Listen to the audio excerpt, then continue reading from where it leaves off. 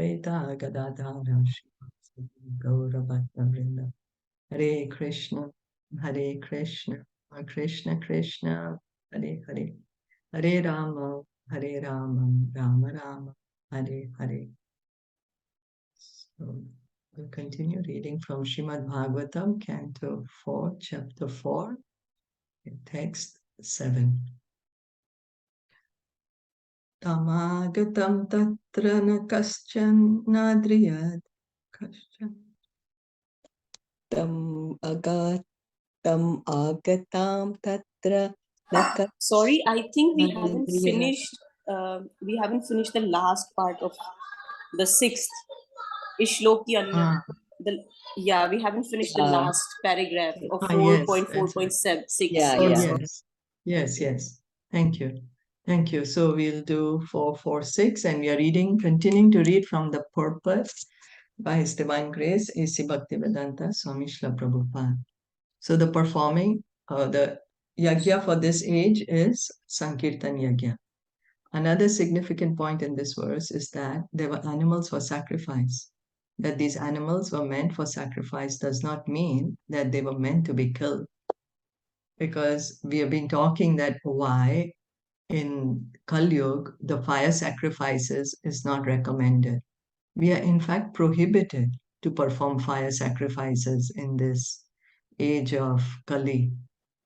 Why? Because we don't have the brahmanas, and we don't understand, we do not even have the material, enough gold, enough grains, enough ghee to perform this kind of sacrifice.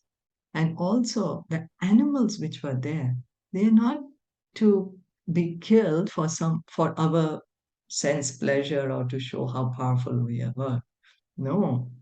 What was it? That the animals would either get a new body or they would be promoted to a human form of life. Now, who wouldn't want a new body, If someone says, oh, right now you can get a younger body, why would people want an old body? So it's beneficial for the animal. Or if he can get directly promoted to the human being, he does not have to wait for other lives.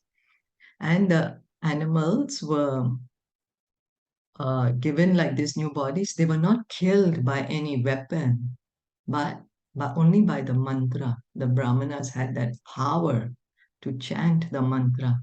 And by that chanting the mantra, the animal could get a change of body. The great sages and realized souls assembled were performing yajnas, and their realization was tested by animal sacrifice, just as in modern science, tests are made on animals to determine the effectiveness of a particular medicine. The Brahmanas entrusted with the performance of yajna were very realized souls. And to test their realization, an old animal was offered in the fire and rejuvenated. That was the test of a Vedic mantra. The animals gathered were not meant to be killed and eaten. The real purpose of a sacrifice was not to replace a slaughterhouse, but to test a Vedic mantra by giving an animal new life. Animals were used to test the power of Vedic mantras, not for meat. So here, Prabhupada is pointing out that in modern science, we are doing tests on animals. But we can see when we test the animals, we in fact torture them, make them suffer if the test is not gone good, Until the time we have not found the cure, we may keep on torturing the animals. But here, what's happening? The test is being done on the animal, but the animal is gaining. He's getting a new body, rejuvenated, younger body. So the animal is put in the fire. Yeah, it's written here. They were not meant to be killed and eaten. Where was it? Offered in the fire and rejuvenated. Okay. Was and offered then in the immediately fire. the animal would another form of body. Yeah, the same soul would the same get soul, but another body. Okay. another body, a younger body. Yeah. So it was not slaughtered. like how they do, No. like sacrifice. You say, okay. Yeah, not that you take the knife and you Yeah, the knife kill and the skin. animal and there's blood everywhere. No, Yeah, they're saying that they're that is used. liberating the animal. The animal is being liberated. And that was a thing of like, slaughtering, thinking that you're liberating the animal. Oh, really? Uh, Oh, I didn't know that. yeah, I think like the Muslims, I feel like that's what they Oh, do, like they slaughter with a knife. So they say we're liberating. oh. Mhm. So, Okay. yeah. So this is, so what happened was later, um, why did Lord Buddha come? Because the Brahmanas, they were misusing this animal sacrifice. They would not be able to give the animal a new body. In Kali Yuga, that's why we are stopped to do this kind of sacrifices, animal sacrifices, because we do not have this capacity to give them a new body. No Brahmana in Mhm. this Kali Yuga has this capacity. So we are stopped to do this kind of sacrifice. But the Brahmanas were continuing to do it and they had made slaughterhouse everywhere. And Mm. that's the reason Lord Buddha came to stop this kind of sacrifice. So then reading on. Tam agatam tatra na kaschana adriyad Tam agatam tam agatam tatra na kaschanadriya vimani tam yajna krito bhayachana. vimanitam krito vayachana Rite swasrir vajananim cha sadaraha. ite swashir vijananim chas Prema shukantya parishasvajurmuda. prema sukantha ya parishashvaju muda. When Sati with her followers reached the arena, because all the people assembled were afraid of Daksh, none of them received her well. No one welcomed her, but her mother and sisters, who with tears in their eyes and with glad faces welcomed her and talked with her very pleasingly. The mother and sisters of Sati could not follow the others who did not receive Sati very well. Due to natural affection, they immediately embraced her with tears in their eyes and with loving feelings. This shows that women as a class are very soft hearted. Their natural affection and love cannot be checked by artificial means. Although the men present were very learned brahmanas and demigods, they were afraid of their superior Daksh, and because they knew that their welcoming Sati would displease him, although in their minds they wanted to receive her, they could not do so. Women are naturally soft hearted, but men are sometimes very hard hearted. So, this is the womanly nature that women are naturally more soft, more easier to be appeased, more easier to give in, more affectionate. And that's the reason we are always um, praying to Srimati Radharani, because she is a woman also. When we are saying Hare Krishna mantra, we are appealing to Srimati Radharani to engage us in service. So, because Krishna may not directly listen to us, but by going through Srimati Radharani, then she might put in a good word for us. Saudarya samprashna samartha vartaya Saudarya samprashna samartha vartaya matra cha mate Swasribhischa sadaram. Matacham Patri Swasribhischa Sadaram. Datam saparyam varam ashanam cha sa. Datam Saparyam Varamashanam Chasa.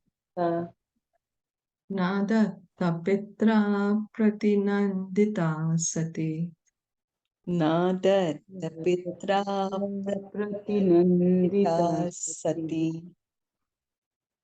Although she was received by her sisters and mother, she did not reply to their words of reception. And although she was offered a seat and presents, she did not accept anything. For her father neither talked with her nor welcomed her by asking about her welfare.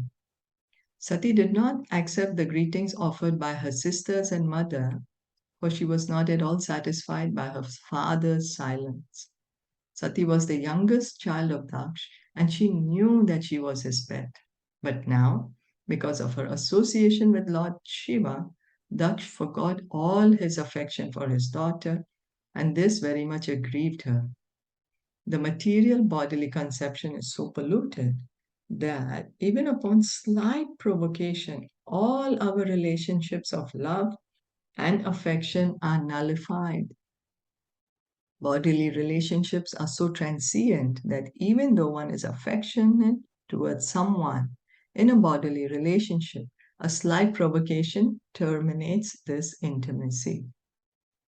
It is, maybe some of us have experienced that how the relationships, they need to be handled with a lot of care because a slight negligence may adversely affect the relationship. But our eternal relationship never changes. The relationship, the eternal soul and Krishna is eternal, never changes, never. Arudrabhagam tam avekshya chat varam Arudrapadam Apachataram. pitra cha deve kritahelanam vibhav. Pitra cha deve kritahelanam vibho. Anadrayagya sadasi adhishwari. Anadrita yagna sadishya adishwari. Chukopalokan iva dhakshyate rusha. Chuko palokan iva dakshyati rusha. Present in the arena of sacrifice, Sati saw that there were no oblations for her husband, Lord Shiva. Next, she realized that not only had her father failed to invite Lord Shiva, but when he saw Lord Shiva's exalted wife, Daksh did not receive her either. Thus she became greatly angry, so much so that she looked at her father as if she were going to burn him with her eyes. By offering oblations in the fire while chanting the Vedic mantra Swaha, one offers respect to all the demigods, great sages and pittas, including Lord Brahma, Lord Shiva, and Lord Vishnu. It is customary that Shiva is one of those who are offered respects. But Sati, while personally present in the arena, saw that the Brahmanas did not utter the mantra offering oblations to Lord Shiva, Namah Shivaya Swaha. She was not sorry for herself, for she was ready to come to her father's house without being invited. But she wanted to see whether or not her husband was being respected. To see her relatives, her sisters, and mother was not so important. Even when she was received by her mothers and sisters, she did not care, for she was most concerned that her husband was being insulted in the sacrifice. When she marked the insult, she became greatly angry, and she looked at her father so angrily that Daksh appeared to burn in her vision. So she is greatly affected. She's greatly emotionally affected that her husband is not being given the proper respect by her father. And this is, of course, like not an ordinary thing to do. This is like Lord Shiva, when we are doing the fire sacrifice, the oblations are offered to Brahma, Vishnu, and Mahesh. And here, Lord Shiva is not being given that. So it was like a great, great emotional, what shall we use the word? Not disappointed. She's angry because it was not correct. So she was greatly angered by that. So arrogant. Jagat. I'm sorry. That's so arrogant. Yeah. That he's going against what the custom was. The custom was that you offered. Yeah, so he wants to change that. Jagara samarsha vipanaya gira. Jagarha samarsha vipanaya gira.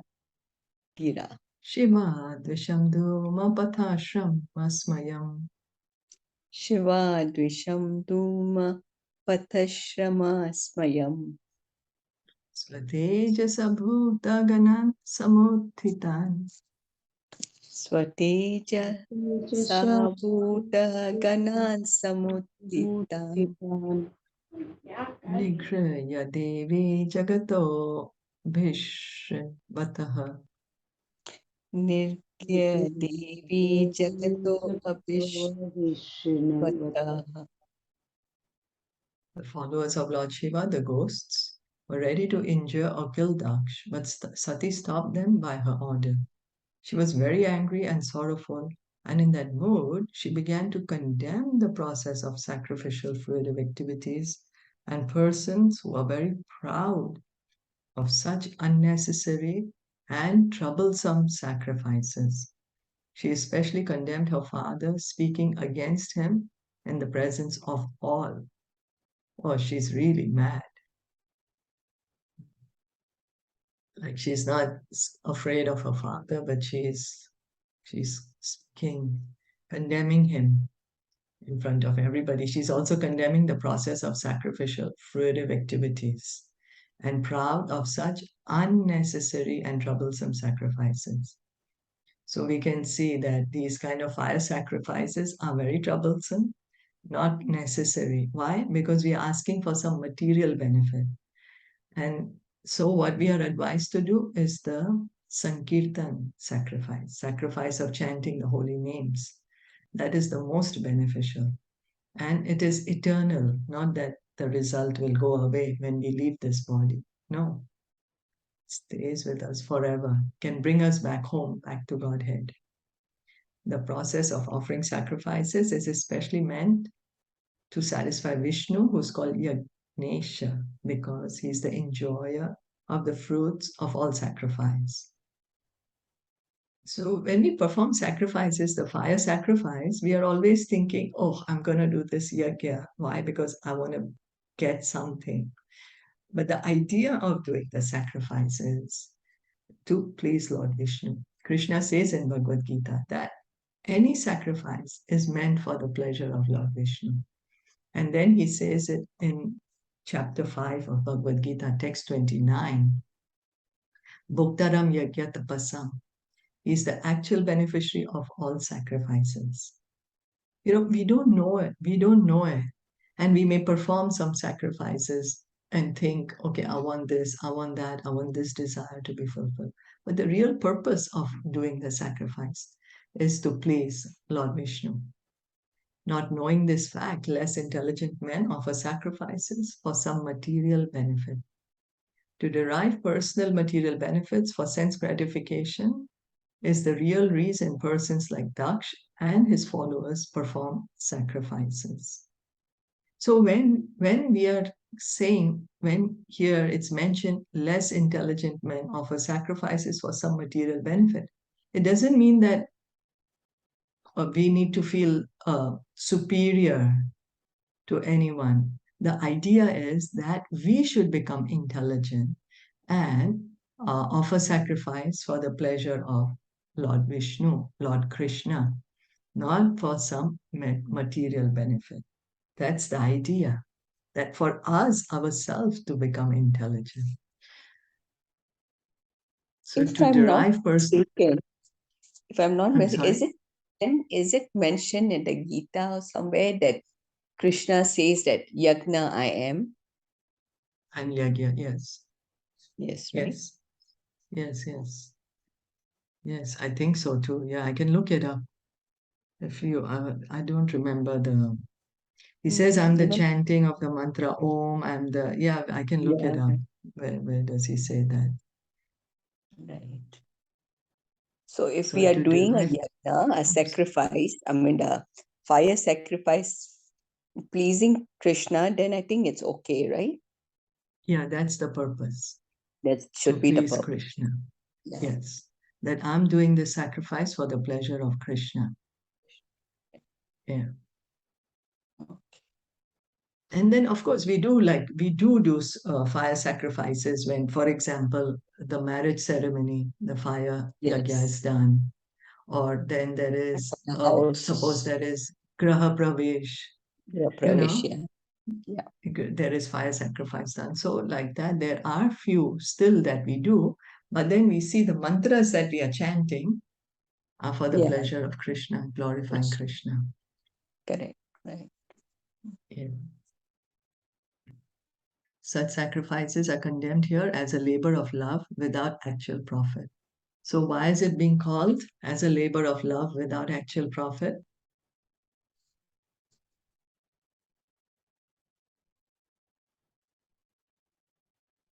Well, Because we are because doing it for the when pleasure of Sri Krishna. no, no, they are condemned. Here means the ordinary, like when we are doing some sacrifice for our own pleasure, we are being told, don't do that. You're gonna get no profit out of it. So why we are being told that is because sure we may get some material benefit, but then that material benefit, for some time we will get it. We will get enjoyment for some time. But again, we'll find ourselves in the same position.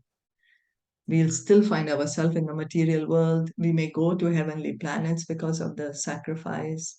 But again, we'll come to this earth and find ourselves in a human body. So what did we did was only just wasted our time to come back to the same position that we are now.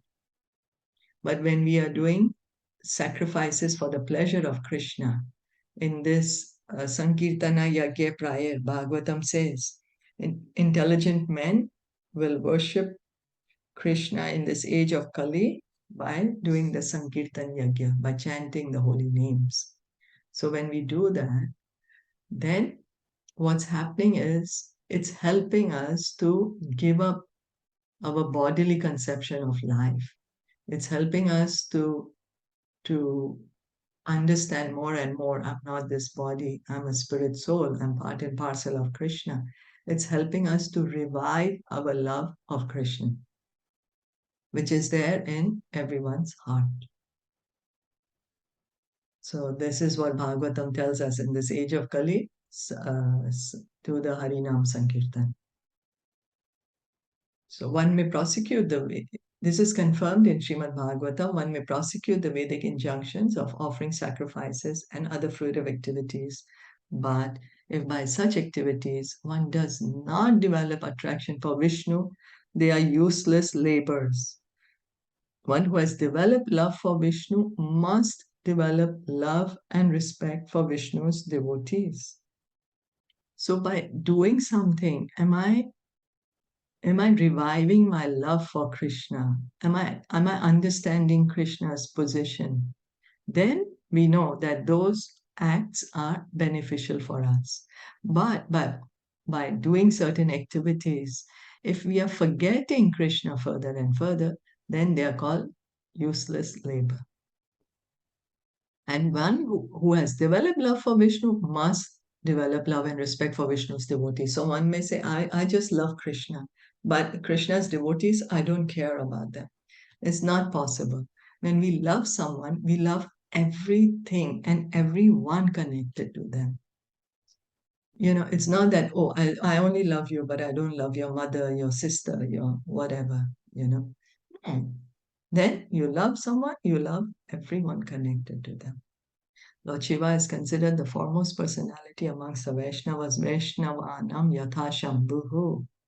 Thus, when Sati saw that her father was performing great sacrifices, but had no respect for the greatest devotee, Lord Shiva, she was very angry. This is fitting when Vishnu or a Vaishnav is insulted. One should be angry. Lord Chaitanya, who always preached non-violence, meekness, and humility, also became angry when Nityananda was offended by Jagai and Madai, and he wanted to kill them. When Vishnu or a Vaishnav is blasphemed or dishonored, one should be very angry. Narottam Das Thakur said, Krodha Bhakta Dveshi Jane, we have anger, and that anger can be a great quality when directed against a person who is envious of the Supreme Personality of Godhead or his devotee. One should not be tolerant when a person is offensive towards Vishnu or a Vaishnav.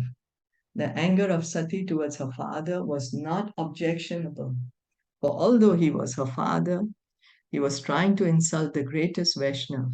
Thus, Sati's anger against her father was quite applaudable.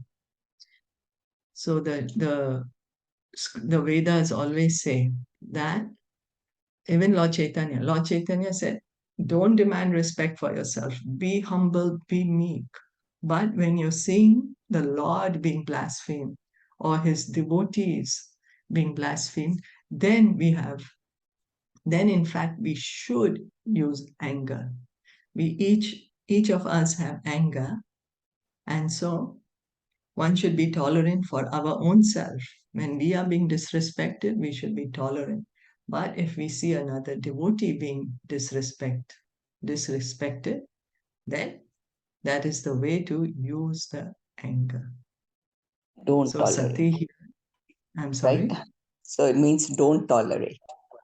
Right? Don't tolerate. When you see Krishna or his devotee being offended. It's offended, insulted. Okay. Yeah. Mm. So we'll stop here for today. Yes. Thank you so much for listening and joining in. Srimad Bhagavatam ki jai, Srila Prabhupada ki jai, Gaur Bhakta Vidya ki jai. Hare Krishna. Hare Krishna.